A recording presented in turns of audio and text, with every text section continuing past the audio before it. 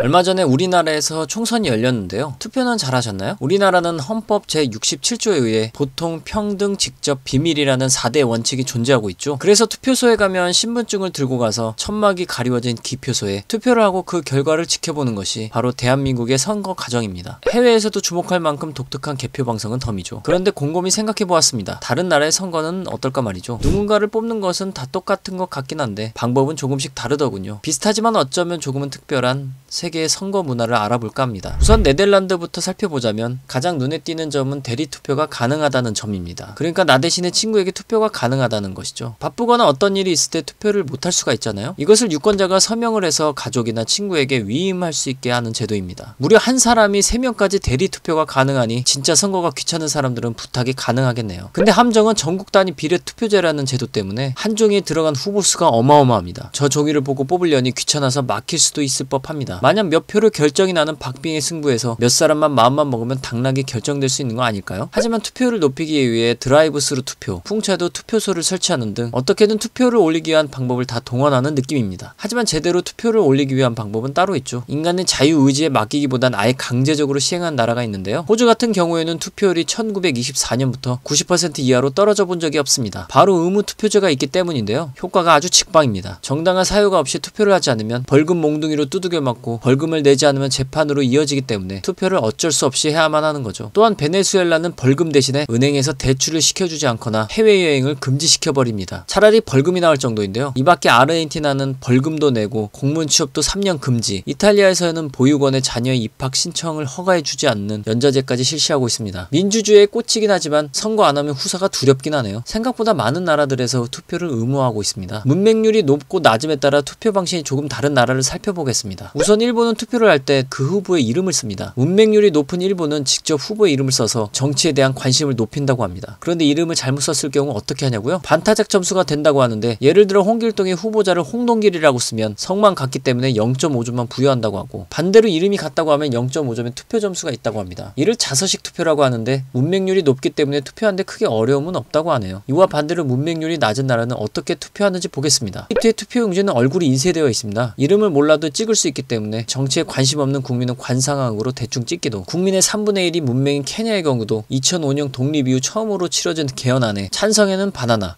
반대는 오렌지를 넣어도 투표를 하게 하였습니다. 투표의 결과가 어찌되었건 투표를 하게 하려는 아이디어가 기발하네요. 마지막으로 한 나라를 더 말씀드리자면 놀랍게도 북한에서도 선거가 이루어집니다. 민주주의 인민공화국이라는 나라 이름에 걸맞게 선거를 놓칠 수가 없는 북한인데요. 한국의 국회에 해당하는 최고인민회의, 지방의회와 비슷한 개념인 지방인민회의에 투표를 하며 한국과 비슷하게 선거위원회를 조직하여 선거를 운영합니다. 다만 조금 다른 점은 한 선거구당 한 명의 후보만 나오기 때문에 후보를 찍는 게 아니라 찬반을 찍는 선거라는 거겠죠. 그리고 아주 조금 다른 점은 반대로 하면 아오지에서 잠깐 있다 오는 거긴 한데 무조건 찬성 100%의 투표 결과만 존재합니다. 그래도 선거니까 린정. 올해 유난히 선거가 많죠? 1월부터 시작된 대선 선거부터 우리나라 총선, 그리고 11월에 있을 미국의 대선까지, 그 밖에도 크고 작은 선거들이 있다고 합니다. 이번에 인도 총리 선거에서는 AI가 활용되어 유권자들에게 모다 총리가 연설하는 영상이라든지 음성이 복제되어 전화를 건다고 합니다. 역시 IT 강국의 나라답네요. 미래에는 AI가 선거에 더욱 다양한 방법으로 활용될 것 같습니다. 세계 각국의 여러가지 투표 문화를 살펴보았습니다. 특이한 점들이 몇 군데 있긴 했지만 투표를 손쉽게 하기 위해 여러가지 방법을 쓴다는 점은 공통된 사실인 것 같네요. 앞으로 있을 빅 이벤트인 미국 대선을 기다리며 영상을 이만 마치겠습니다.